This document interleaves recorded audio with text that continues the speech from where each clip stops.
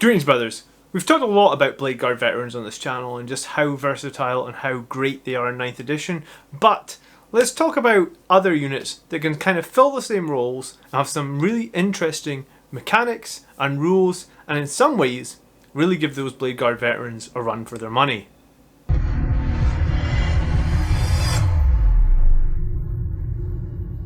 So welcome to the channel, and I'm John, the Blood Angels Commander. Today's video is going to be a little bit different in that we're going to have some footage of interesting mechanics that you can actually utilise to your advantage with these units. So make sure you stick around, and if you like what you see today, I'd love it if you either consider subscribing or if you just would drop me a like. That would also be very appreciated. So let's start by talking about Bladeguard Veterans. They're an amazing unit for pushing centreboard. They have 3 wounds, which is normally what you would get in a Gravis Marine, but they are only toughness 4 and they are armed with a Storm Shield. So 2+, 4+ invulnerable save, 105 points for 3 of them. So a nice unit if you just need to fit in, 100 points at the end of the list or something like that. And I've played an absolute bunch of games with Bladeguard Veterans now, probably close to 20. I feel they work better in a squad of 4 to 5, but a 3-man can definitely do some work. And if you do have like an Apothecary or a Sanguinary Priest with them, I mean, there's a great synergy there, giving them that 6+ shrug and also potentially resurrecting them at 35 points per model. They're actually not too bad at all to be targeted for combat revival. So the one thing with Bladeguard Veterans that's maybe their biggest weakness, and in some ways it's not even a weakness about the units themselves, is that they are an elite choice. And in the Blood Angels lists, as we know at the moment, it's very easy to be stacked with elites. If we look at our tier list video we did a few weeks ago, I'll link that up here. There are so many good elite choices for Blood Angels. Kind of is dwarfed by all the other choices or for the battlefield roles. So Bladeguard being an elite choice is maybe a slight downside. So I want to have a shout out to Song Dragon for the Discord, who brought this to my attention and said he would really like it if we could dive into this and look a bit further. So there's a firstborn unit that can fill a similar role to the Bladeguard Veterans, and this is our Company Veterans. As you know, if you include a captain in any of your detachments, you can then take a squad of Company Veterans within that detachment without it taking a battlefield role. And in turn, by doing this, you'll also be able to include the Command Squad Company Champion also without taking up a battlefield role slot. So if you're right on the limit of the number of elite choices you can fit into your current detachments, which would be 6 I guess if you take a battalion and like 4 if you take that double patrol, then essentially you can include both of these units if you have that captain in your list, and that will essentially take you up to 8 elite choices in a battalion or 6 in the double patrol. Now, 2 Company Veterans with the Lightning Claw and Storm Shield, which is a great option for them. Lightning Claw obviously giving them reroll wounds, and a basic Company Champion at 55 points are going to come in at 109 points. So 4 points different from the Bladeguard Veterans. So is this a viable option? I would say yeah. I mean, if you don't have room and you want a unit like this.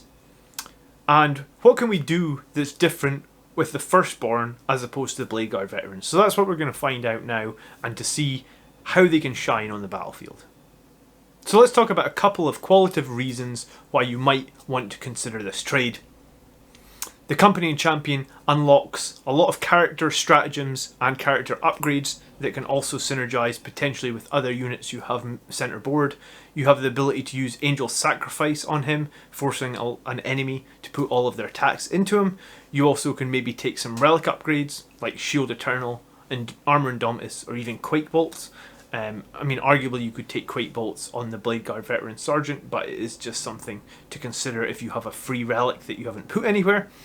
You can also pay 2 CP for only Death Does Duty End if you really want that company captain to fight even after he has been killed. And then we also, I guess, can get some interesting Warlord and relics from the Chapter Champion upgrade if we do decide to go that way with the Company Champion. So, what does a Company Champion bring if you're going to include them in your list? Well, to start off with, the Company Champion is going to have a 6-inch heroic intervention, and he's also going to get fight first against enemy characters. The Company Veterans are going to give bodyguard to all nearby characters, which means if they're within 3 inches, even if they're obscured from the enemy will not be able to fire on any of your characters. And I've seen this a few times, and let me give you an example of how we could use this. So the company veterans give you a very interesting option where you can have them completely obscured from the enemy. You could use something like a Psyker out in the open, casting psychic powers at will against targets that you can see, but he can never be shot by the enemy. I mean, they can hit him back with like a smite or something, but they can never be shot by the enemy because he's within 3 inches of those bodyguards, even though those bodyguards are obscured.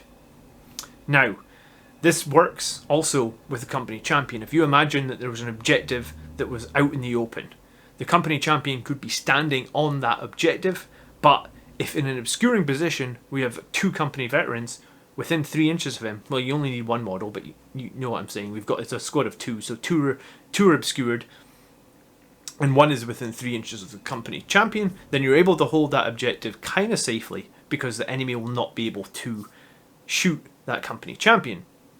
Another pretty neat trick about this is you can also use this to completely disable overwatch on enemy models. Now, the way you would do that is, again, the bodyguards, the company veterans, need to be within 3 inches of the champion, and then you would declare the charge on the enemy with the champion, right? So the enemy cannot shoot the champion because he is within 3 inches of the bodyguards, therefore the enemy cannot shoot you with overwatch. So if the enemy had a really nasty unit coming to the centre of the board, and you had a squad that you thought could probably take them out, like a Sangre Guard or whatever, but you felt like you're going to lose quite a lot if you make that charge, then you could essentially charge with another character that's within range of those veterans and essentially disable the overwatch this way. It's kind of a neat trick. It's kind of an edge case rule, but you can definitely do it. And yeah, if you do it, leave me a comment down below and tell me if it was useful. The company veteran squad can also scale up to 5 models. The lightning claw is very good in the current -1 damage meta. You could take a thunderhammer, but it's kind of pricey at 12 points. I'd probably put it on the sergeant if you're going to do that due to the extra attack. There's combi weapons and special weapons which we probably wouldn't recommend you go for, but a 5-man squad with a bunch of different weapon options. You can also take guys basically completely naked with a double chainsword for 20 points, and you could, just to have some more bodyguards on the table. So this is one reason you could definitely consider this over your Bladeguard Veterans. So next up, I want to talk a little bit about math, because I base a lot of my decisions on math, trying to make sure that when we make plays in the game, we know they're the right plays. So, on defense, in some ways they're pretty similar. Bladeguard Veterans are a 2+ and a 4++. And then they have obviously 3 wounds each, so that gives us a total of 9 wounds. The company champion is a 2+, a 5++. His shield is a little bit worse. He's got 4 wounds, and the company veterans are 2 4++ again, and 2 wounds. So you basically have 9 wounds against 8 wounds, and I guess it's 3 models if you're looking at this sort of minimum size squad. You could argue that either are more survivable here, in that the Bladeguard Veterans have transhuman played on them. You know, they can only be wounded on 4+. However, the company veterans and company champions are much more survivable in defense versus ranged weapons, since the commander can't be targeted by the 2 bodyguards. We just talked about how great the bodyguards could be used if they're positioning as well, and also no excess wounds would obviously follow over. So if the enemy did end up overkilling your bodyguards, your chapter champion is completely safe. I think with some clever placement here, you can also kind of abuse obscuring terrain with the 3-inch bodyguard rule. And remember, they don't just bodyguard him, they bodyguard any other character that you may have. So, a librarian with a jump pack, far forward on the front lines, able to react to just about anything and cast psychic powers without being able to be targeted by shooting weapons, sounds pretty fun. Now in melee, the company champion can be set up, if you're smart I guess, 4 to 5 inches behind the company vets. So that means if the enemy are going to charge your company veterans, you can choose whether or not to heroically intervene here.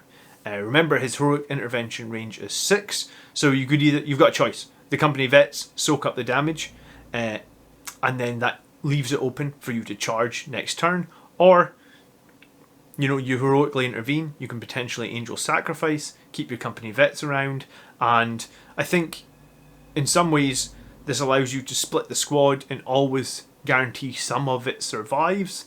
If you are running some sort of larger Bladeguard Veteran squad with a healer, I guess maybe you don't need to worry about this, but it's pretty interesting that there is just a bunch of different things you can do with the company champion and the veterans.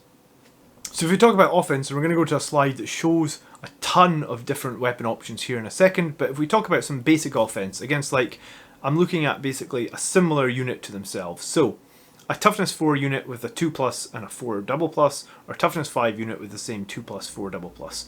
The Bladeguard Veterans 16 attacks are going to score about 8.9 unsaved wounds on T4 and 7.1 on T5, while the company champion and the Vanguard Veterans are going to go score 7 on toughness 4 and 5.4 against toughness 5. So the Bladeguard Veterans are about 20% ahead here. However, if the target has that -1 damage, you know, such as Death Guard, such as Dreadnoughts, the company champion and the veterans are actually going to pull ahead. And yeah, I mean, the -1 damage is so prevalent right now. It really feels like when we come up against an army that is -1 damage, the damage output of some of our best units is totally neutered. I find them kind of difficult to deal with, Death Guard in general. Death Guard with Mortarion, for me, with most of my list suffering from half damage, is very, very difficult. And yeah, it's just something to consider. Lightning Claws are kind of good in that situation. And then obviously if you are with the company veterans and the champion, you're going to lose out on the heavy bolt pistol shots for the Bladeguard Veterans. I'd argue that in most games they do 1 wound at best, right? It's just a strength 4 bolt pistol -1. Maybe at the end of the game when you're in turn 3 and above and it's -2, you can do a wound or something, but it's not something you would ever rely on, right? Okay, so now let's throw up the slide with all the math. So we've mathed out the 3 heavy bolt pistols plus the 3 mastercrafted power swords at 16 attacks, which is what you got when it hits turn 3. And you've got Savage Echoes and Shock Assault up against the 1 mastercrafted power sword with 6 attacks and the 2 lightning claws that actually get 11 attacks, because lightning claw gives an additional attack to both the veterans. Now, you can see in the final 2 columns then we've totaled up everything. So assuming that the Bladeguard can shoot in a single turn, you would see here that the Bladeguard are going to be ahead against a bunch of different things, mainly 2 wounds and above enemies that do not have that -1 damage. When we talk about 1 wound enemies or the -1 damage enemies, then your veterans and the company champion are going to be a little bit ahead. So the veterans, the Bladeguard Veterans, I guess, are probably slightly more survivable, slightly more damage in most cases, and have the ability of, because they're Primaris, to get some other great stratagems used on them, such as Transhuman, or maybe even potentially Gene Rot Might if you need to wound some sort of big bad enemy. Now, the difference here, I guess, is that the company champion and the company veterans potentially open up some interesting possibilities, and I mean, it's going to be based on the rest of your list, but I think if you're struggling for elites, you need another elite in there. Could you make the company veteran and the champion work similar to a squad of Bladeguard Veterans? Then I think your answer is yes, and in some ways they may actually, if the enemy are going to overkill your Bladeguard Veteran, whether you play Transhuman or not. I mean, I've had that happen to me 2 or 3 times recently. I think it was like a Demon Prince with his flat 3 damage weapon just swinging like crazy.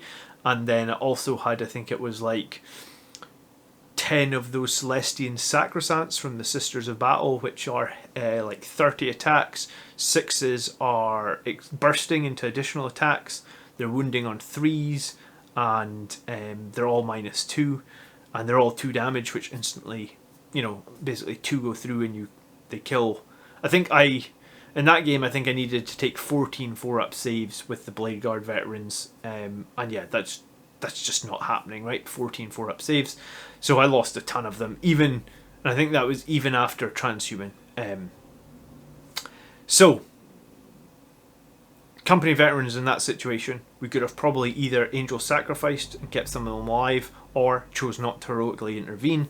And yeah, I mean, it's an interesting option. It's not quite as strong, but it does open up some edge plays. And I guess if you're ever in a meta where snipers are actually a thing, then these veterans actually have multiple uses. And if you deploy them very defensively and very tactically, they can actually provide quite a lot of value. So we want to do some scaling up on both squads. You know, the Bladeguard Veterans can really only take that extra pistol. For 5, the Neo-Volkite pistol, which I think is okay. It's better than a plasma pistol in my opinion. And then you can scale up another model for 35 more points. We mentioned before that the company veterans can actually be scaled up. You know, lots of options here. We can scale up with a Thunderhammer. We could scale up with cheap fodder guys at 20 points with double chainswords. And I mean, the cheap fodder guys with double chainswords aren't bad. They get 6 attacks on the charge, because it's basically 2 attacks plus 2 more chainswords plus the 2 from Savage Echoes and Shock Assault. So, I mean, you get 6 attacks in turn 3 on a 20-point model. Strength 4 with +1 to wound, -2 AP. It's certainly not bad. And I mean, if you did want to scale up, you know, you've got the option to go all the way up to 5 with them and keep the champion. There is also the 15-point upgrade on the chapter champion, and I actually did a video on this chapter champion previously talking about some of his warlord traits and stuff, but one of the ones I missed when I did that was his Blade of Triumph, which converts his power sword to strength +3, -3 and 3 damage. So again, if we come back to the fact that there is the potential difficulty with -1 damage enemies, then the company champion, if you have a spare relic, could actually take a 3 damage strength 7. Essentially, it's like a relic blade with 3 damage. And if you've got 15 more points, he can be upgraded to be -1 to all melee against him in terms of hit rolls. He can also reroll all his wounds against enemy characters, and he can actually get +1 attack and +1 leadership as well. And then finally, he also has a warlord trait, which is basically the icon of the angel. It's called Martial Exemplar, but it does the exact same thing in that core and character units within 6 inches of him can reroll charges, which I guess if he's in the middle of the board, protected and cannot be shot, in position where he's got a good heroic intervention, and then he could move out and let other units reroll charges, I think there's something to be said there. I think it's a pretty nice combination. He isn't the most survivable character, so I think his strength is hanging out with the veterans. You know, he's just 4 wounds, just 2+, and then that 5+ invulnerable save. So in the current meta with lots of meltas and stuff, he's definitely not the most survivable character. But, you know, if you do pay those 15 more points and you take the 3 damage sword, on the charge, I believe you're going to get 7 attacks, hitting on 2s, strength 7 +1 to wound, and each is 3 damage a pop at -3. I guess -4 once we get to turn 3. So, I mean, that's pretty horrendous for a 70-point model. That's probably our most damaging character for points cost, right? Normally, to get the 3 damage weapon, you take the Thunderhammer, and you need to take that on something like a Captain, and even he is not going to get 7 attacks, right? So, 7 attacks on this guy is brilliant. If this guy could be a jump pack, I would be totally recommending you take him. But yeah, he's not bad at all. So I think the Bladeguards do a job, and I think they do it really well, and hopefully you know, you guys are familiar with Bladeguards and you know what they can do, but the champion and the veterans, it just gives you some sort of slightly different options if you can fit it in. Maybe there's a combination that you haven't seen before. The bodyguard rule can be used pretty effectively. So yeah, leave me a comment down below if it's something that you're considering. I do like 7 attacks with a strength +3, 3 damage weapon on a 70-point character as well. I think that's generally really solid. So I'd love to hear your thoughts. Thanks so much for watching. I will catch you in the next video. Sunday night's show this week will probably air a little bit later, so just keep an eye on the channel, and if you've not yet subscribed, then hit the subscribe button, click the little bell next to the subscribe button and change your notifications to all. That way you'll never miss any of our future uploads. Thank you so much for watching, brothers. I will catch you in the next video. By the blood are we made strong. Peace.